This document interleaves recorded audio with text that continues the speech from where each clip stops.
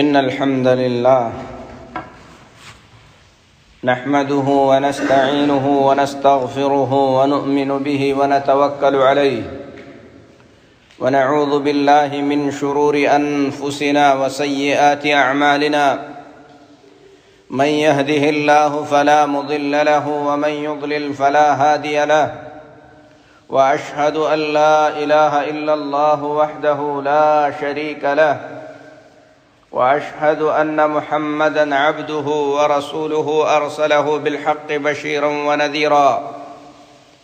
أما بعد فإن أحسن الحديث كتاب الله وخير الهدي هدي محمد صلى الله عليه وسلم وشر الأمور محدثاتها وكل محدثة بدعة وكل بدعة ضلالة وكل ضلالة في النار يا أيها الذين آمنوا اتقوا الله حق تقاته ولا تموتن إلا وأنتم مسلمون يا أيها الناس اتقوا ربكم الذي خلقكم من نفس واحدة وخلق منها زوجها وبث منهما رجالا كثيرا ونساء واتقوا الله الذي تساءلون به والأرحام إن الله كان عليكم رقيبا يا أيها الذين آمنوا اتقوا الله وقولوا قولا سديدا يصلح لكم أعمالكم ويغفر لكم ذنوبكم ومن يطع الله ورسوله فقد فاز فوزا عظيما أما بعد محترم حاضرین جمعہ،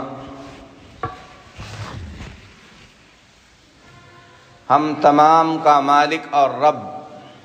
اللہ تبارک و تعالی ہے۔ ہم سب اس کے بندے ہیں، اور بندے کا مطلب ہے کہ وہ ہمارا مالک ہے، ہم اس کے حکم کے پابند ہیں، ہم اس کے غلام ہیں، وہ ہمارا آقا ہے۔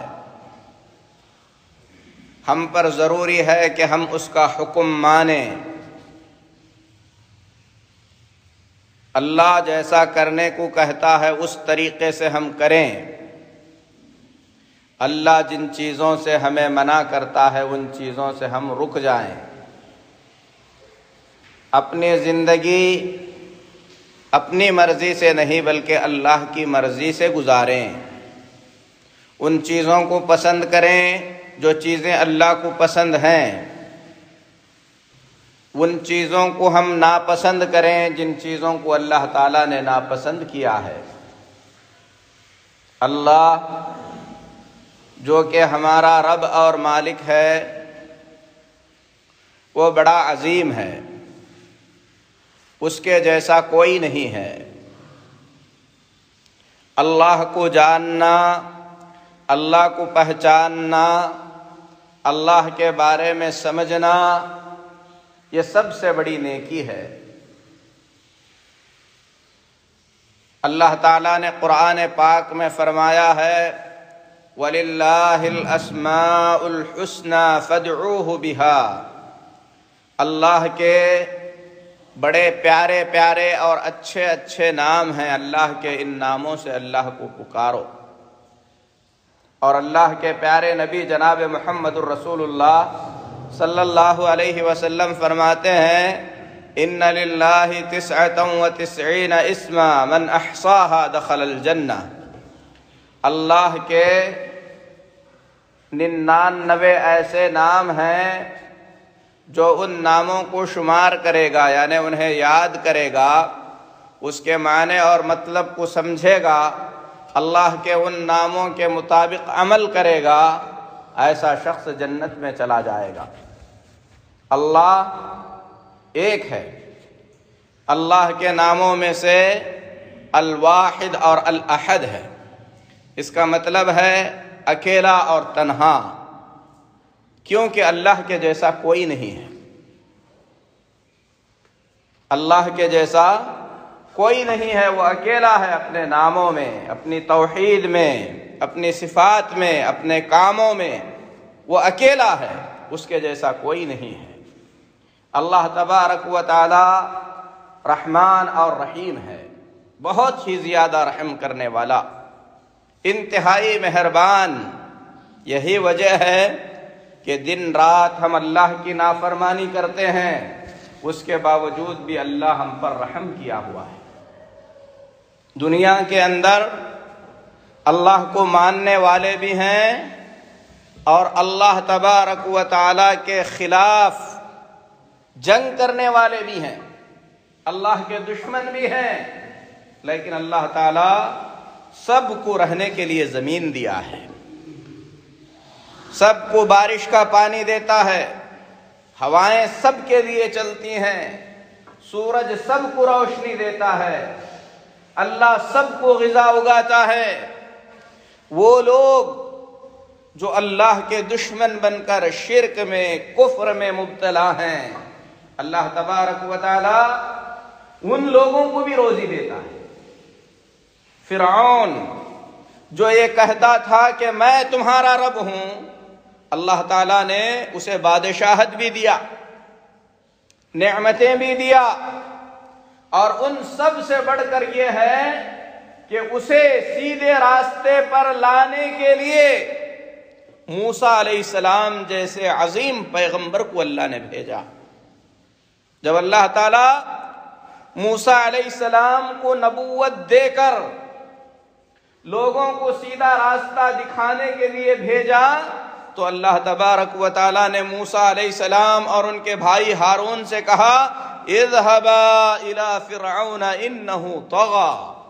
تم دونوں کے دونوں فرعون کو جا کر سمجھاؤ کیونکہ وہ سرکش ہو گیا ہے۔ ذرا سوچئے، جو شخص زمین پر بہت سارے معصوم بچوں کو قتل کر چکا تھا، منمانی طاقت کے نشے میں، اپنی بادشاہت کے نشے میں اندھا ہو کر، اللہ کو بھلا کر، جو خود کو سب سے بڑا رب کہتا تھا، اللہ اپنے بڑے پیغمبروں میں سے 2 پیغمبروں کو اس کے پاس یہ کہہ کر بھیجتا ہے کہ وہ سرکش ہو گیا ہے، جا کر اسے سمجھاؤ۔ اللہ چاہتا تو فوراً عذاب نازل کر سکتا تھا، اللہ چاہتا تو زمین ہلا کر زلزلے سے اسے تباہ کر سکتا تھا، اللہ چاہتا تو اس کے پینے کا پانی روک سکتا تھا، اللہ چاہتا تو جس ہوا میں وہ سانس لیتا ہے اس ہوا کو روک سکتا تھا۔ یہ سب اللہ کی نعمتیں تھیں۔ اللہ کتنا مہربان ہے کہ اتنے بڑے ظالم کو سب کچھ دے کر، بادشاہت دینے کے بعد جب وہ سرکش ہوا، اللہ اپنے پیغمبر بھیج رہا ہے اور پیغمبروں سے کہہ رہا ہے فَقُولَا لَهُ قَوْلًا لَيِّنًا لَعَلَّهُ يَتَذَكَّرُ أَوْ يَخْشَىٰ، اے میرے پیغمبرو، جا کر تم دونوں اسے نرمی کے ساتھ سمجھاؤ۔ اللہ اکبر، یہ کیسی مہربانی ہے اللہ کی، اتنے بڑے ظالم کو جو اپنے آپ کو رب کہتا ہے، اللہ اپنے 2 پیغمبر بھیج کر کہتا ہے قُولَا لَهُ قَوْلًا لَيِّنًا، اس سے نرم بات کرو، لَعَلَّهُ يَتَذَكَّرُ أَوْ يَخْشَىٰ، ہو سکتا ہے اسے بات سمجھ میں آ جائے اور اس کے دل میں اللہ کا ڈر پیدا ہو جائے۔ جا کر پیغمبروں نے سمجھایا لیکن وہ نہ سمجھا، اس کے بعد اللہ تعالیٰ نے اسے ہلاک کیا۔ رحمان ہے اللہ، رحم کرنے والا ہے، مومنوں پر تو اللہ کی رحمتیں برستی ہی برستی ہیں، لیکن یہ بات اور ہے کہ اپنی رحمت سے، اپنی مہربانی سے اللہ تبارک و تعالی اپنے مومن بندوں کو آزماتا ہے، اللہ اپنے مومن بندوں کو پریشانی میں ڈالتا ہے۔ یہ بھی اللہ کی رحمت ہے، یہ بھی اللہ کی مہربانی ہے۔ جب فرعون جیسے ظالم کو اللہ بادشاہت دے سکتا ہے، انبیاء بھیج سکتا ہے، پھر نبیوں کو تکلیف کیوں؟ اللہ کے نیک بندوں کو پریشانی کیوں؟ یہ آزمائش ہے اللہ کی۔ ابراہیم علیہ السلام کو آگ میں گرنا پڑتا ہے، بیٹے کو قربان کرنا پڑتا ہے، بیوی اور بچے کو لے جا کر صحرا میں چھوڑنا پڑتا ہے، محمد الرسول اللہ صلی اللہ علیہ وسلم کو طائف میں پتھر کے مار کھانے پڑتے ہیں، مکہ میں ظلم سہنا پڑتا ہے، بستی چھوڑ کر مدینہ جانا پڑتا ہے، دشمنوں کی مار کھانی پڑتی ہے۔ یہ بھی رحمت ہے اللہ کی، لیکن مومنوں کو یہ چیز سمجھ میں آتی ہے، وہ اسے رحمت کے طور پر سمجھ لیتے ہیں، کیونکہ اللہ کے پیارے نبی جناب محمد الرسول اللہ صلی اللہ علیہ وسلم فرماتے ہیں عجبا لامر المؤمن، مومن کی بات تو بڑی عجیب ہے، ایمان والے کا مسئلہ تو بڑا ہی عجیب ہے۔ اگر اسے خوشی ملتی ہے، اللہ کی نعمتیں ملتی ہیں، اللہ کی ان نعمتوں کو پا کر، نعمت جس نے دیا ہے اسے سمجھ کر وہ اس کا شکریہ ادا کرتا ہے، ان نعمتوں کو صحیح راستے میں خرچ کرتا ہے، اسے ثواب ملتا ہے، اجر سے اللہ نوازتا ہے۔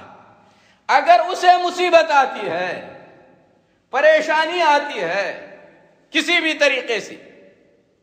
مال میں کمی کر کے، اپنے چہیتوں کو موت دے کر، دشمنوں کو پیچھے لگا کر، خوف و ہراس کا ماحول پیدا کر کے، حاسدوں کو پیدا کر کے، کسی بھی طریقے کی مصیبت، کسی بھی طریقے کی پریشانی اگر مومن کو آتی ہے، اللہ اسے صبر کی توفیق دیتا ہے، اللہ اسے صبر کی توفیق دیتا ہے۔ مصیبت کو وہ مصیبت نہیں سمجھتا، صبر کرتا ہے، اور صبر کرنے کی وجہ سے اللہ اسے جو اجر عطا کرتا ہے، جو ثواب اللہ اسے عطا کرتا ہے، یہ اللہ کی بڑی رحمت اور مہربانی ہوتی ہے۔ آپ کو معلوم ہے مصیبتیں، پریشانیاں آ کر چلی جاتی ہیں، ایمان والا خوشی کے ساتھ ان مصیبتوں کا سامنا کرتا ہے، صبر کرتا ہے، قیامت کے دن اللہ اسے بے حساب اجر عطا فرماتا ہے۔ قرآن میں اللہ فرماتا ہے انما یوفی الصابرون اجرهم بغیر حساب، صبر کرنے والوں کو اللہ بغیر حساب کے اتنا دیتا ہے، اس کا حساب ہی نہیں کر سکتے، اتنا اجر عطا فرماتا ہے۔ تو رحمت ہوئی کہ نہیں، مہربانی ہوئی کہ نہیں ہوئی اللہ تعالیٰ کی؟ مصیبت مصیبت نہیں ہے، اسے سمجھنے کے لیے ایسے سمجھو جیسے ہم بیمار ہیں، ہماری ماں ہم پر مہربان ہے، پھر بھی کڑوی گولی ہمیں پلاتی ہے۔ ہماری ماں ہم پر مہربان ہے، ہم چھوٹے سے بچے ہیں، بیمار ہیں، ڈاکٹر سے پھر بھی انجیکشن لگواتے ہیں، معلوم ہے انجیکشن لگوانے سے بچے کو درد ہوگا، معلوم ہے کڑوی دوا پینے سے بچے کو تکلیف ہوگی، لیکن اس سے جو فائدہ حاصل ہونے والا ہے، جو بیماری کٹنے والی ہے، وہ نعمت بہت بڑی ہے، اس کے لیے تھوڑی سی پریشانی برداشت کر لینا پڑتا ہے۔ اللہ بڑا مہربان ہے، اپنے بندے کو تھوڑی سی تکلیف دیتا ہے تاکہ اسے زیادہ ثواب دے سکے، زیادہ اجر دے سکے۔ یہ اللہ کی مہربانی اور اللہ کی رحمت ہے، ورنہ اللہ تبارک و تعالی ایک لمحے میں، ایک سیکنڈ میں اپنے سارے دشمنوں کا خاتمہ کر سکتا ہے، اپنے سارے دشمنوں کو اللہ چٹکی بجانے کی دیر میں ختم کر سکتا ہے۔ یہ اللہ کے لیے بڑی بات نہیں ہے، لیکن اللہ ڈھیل دیتا ہے، کیونکہ دنیا کو اللہ تبارک و تعالی نے امتحان کی جگہ بنایا ہے۔ اللہ کے نیک بندے آئیں گے، اللہ کی بات لوگوں کو بتاتے رہیں گے، اللہ یہ دیکھنا چاہتا ہے کہ میری باتوں پر کسے یقین ہے، کون ہے جو میری باتوں پر ایمان لاتا ہے، کون ہے جو مجھ سے ڈر کر زندگی گزارتا ہے، کون ہے جو میرے حکم کا پابند بنتا ہے، اور کون ہے جو سرکشی کی زندگی گزارتا ہے۔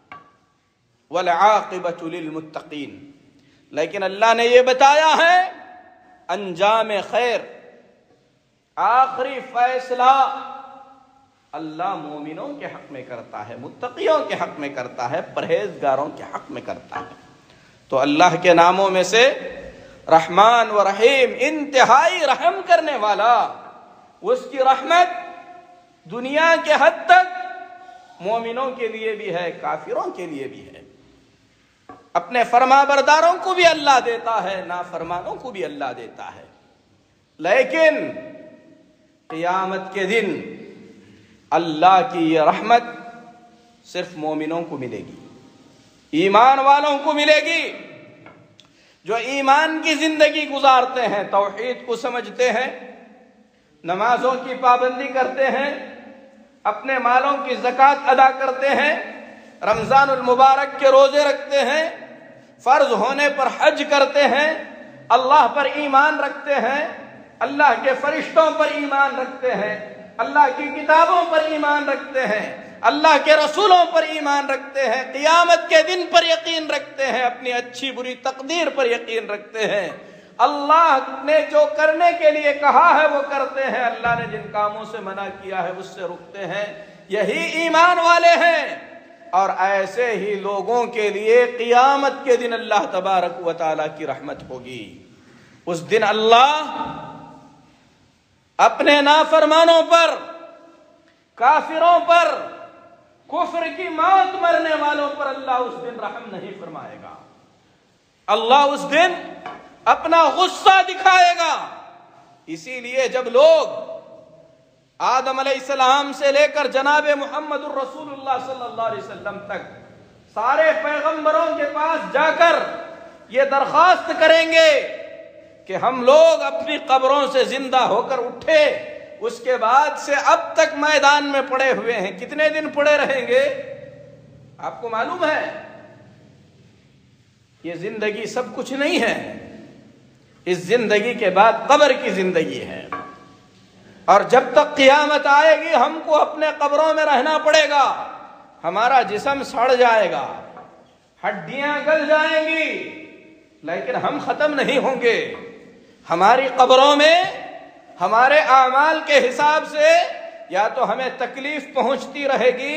یا تو ہمیں آرام سے رکھا جائے گا۔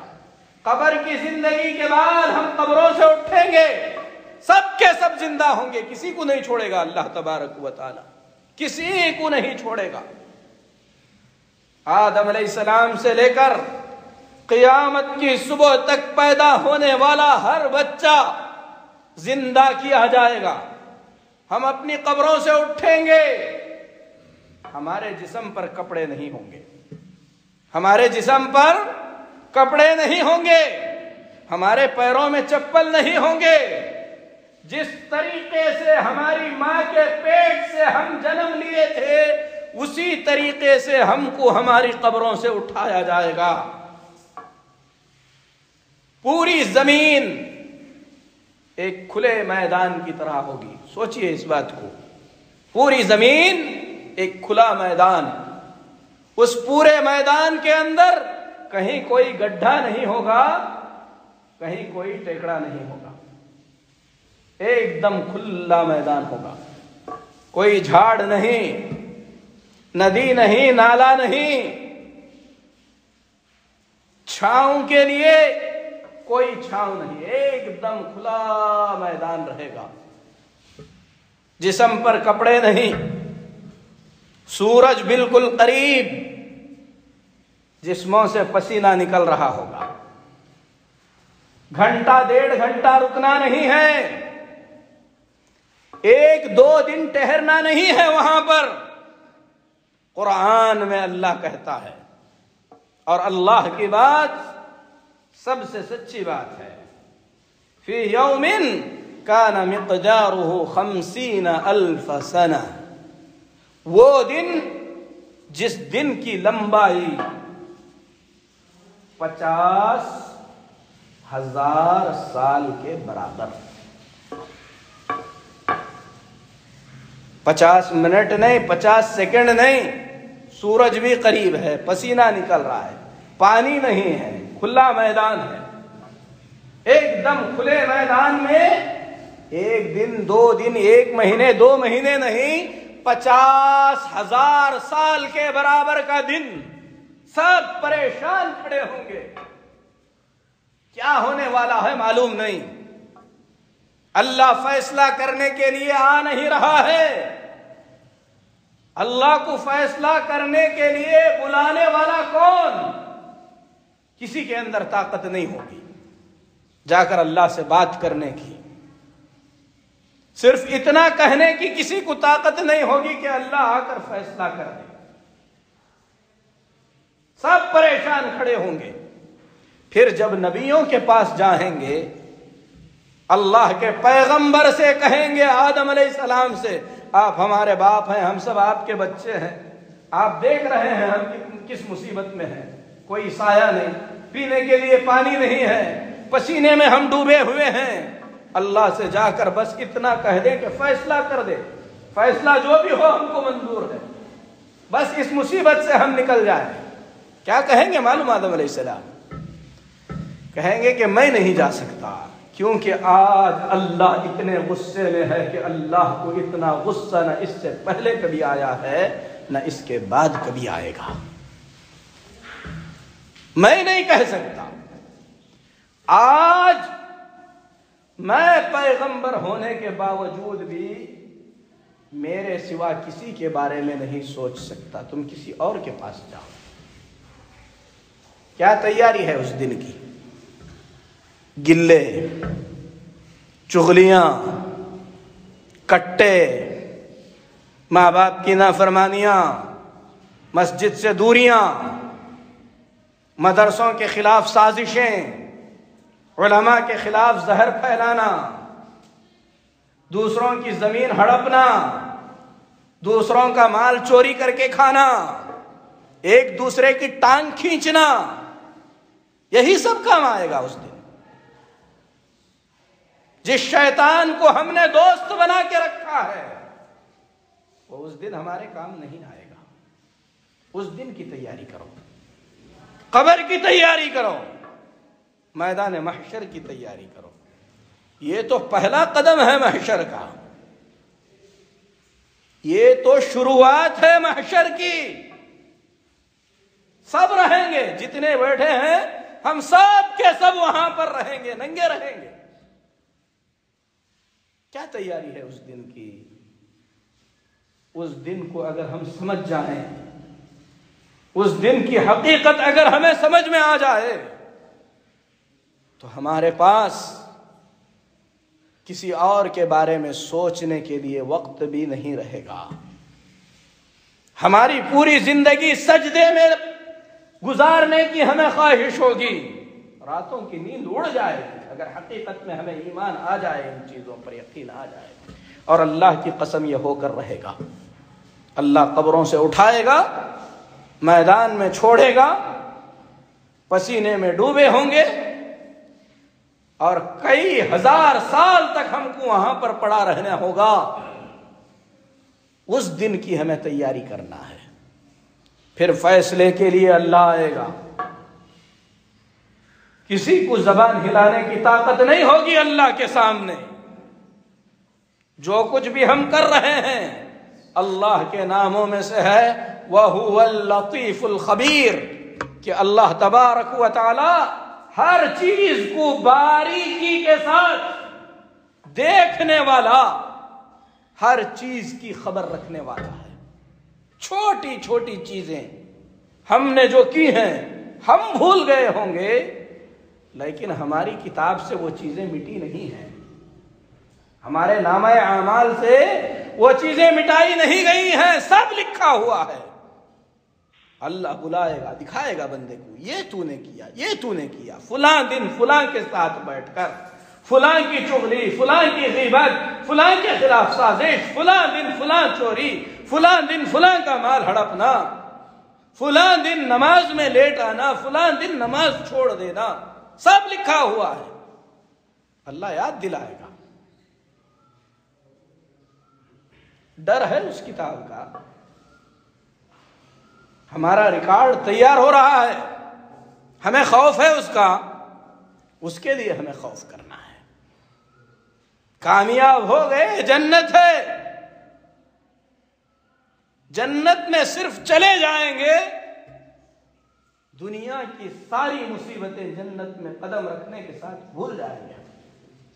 اللہ کے نبی صلی اللہ علیہ وسلم فرماتے ہیں، دنیا میں سب سے زیادہ مصیبت جسے ہو کر ہوگی، اللہ اسے جنت میں ایک بار داخل کر کے اٹھائے گا اور پوچھے گا سارے بندوں کے سامنے، اے میرے بندے بتا، کیا مصیبت، تکلیف، پریشانی نام کی کوئی چیز تو جانتا ہے؟ کہے گا، اے اللہ تیرے عزت کی قسم، میں نے کبھی کوئی پریشانی نہیں دیکھی، جنت کا ایک ڈبکی زندگی بھر کی پریشانی کو مٹا دے گی۔ اس کے برخلاف اگر کسی کے حق میں جہنم کا فیصلہ ہو جائے پھر کیا ہوگا؟ دنیا کا سارا عیش و آرام جہنم میں قدم رکھتے ہی ہم بھول جائیں گے۔ اللہ کے نبی صلی اللہ علیہ وسلم فرماتے ہیں یؤتی بانعم اہل الدنیا، دنیا میں ایسا شخص جو کبھی مصیبت نہیں دیکھا، سب سے زیادہ ناز و نعمت میں پلا ہوا آدمی، جسے مصیبت چھو کر بھی نہیں گزری، کبھی پریشانی نہیں آئی، ایسے شخص کو اللہ تبارک و تعالی جہنم میں ایک بار ڈبو کر اٹھائے گا، پوچھے گا کبھی کوئی اچھا تو نے دیکھا ہے؟ کبھی کوئی خیر تجھے ملا ہے؟ کوئی نعمت تجھے معلوم ہے؟ کہے گا اے اللہ تیرے عزت کی قسم میں نے کبھی کوئی اچھی چیز نہیں دیکھی، کوئی نعمت مجھے یاد نہیں ہے۔ تیاری کریں اس جہنم سے بچنے کی۔ اللہ سے دعا ہے اللہ ہمارے دلوں میں اس کا ڈر پیدا کرے۔ اللہ سے دعا ہے اللہ ہمیں آخرت کے لیے جینے والا بنائے۔ اللہ سے دعا ہے اللہ تبارک و تعالی ہم تمام کو اس کا بندہ بن کر زندگی گزارنے کی توفیق دے۔ اللہ ہم کو اپنی آخرت کی فکر کرنے والا بنائے۔ اقول قولی ھذا واستغفر اللہ لی ولکم ولسائر المسلمین فاستغفروہ انہ ھو الغفور الرحیم۔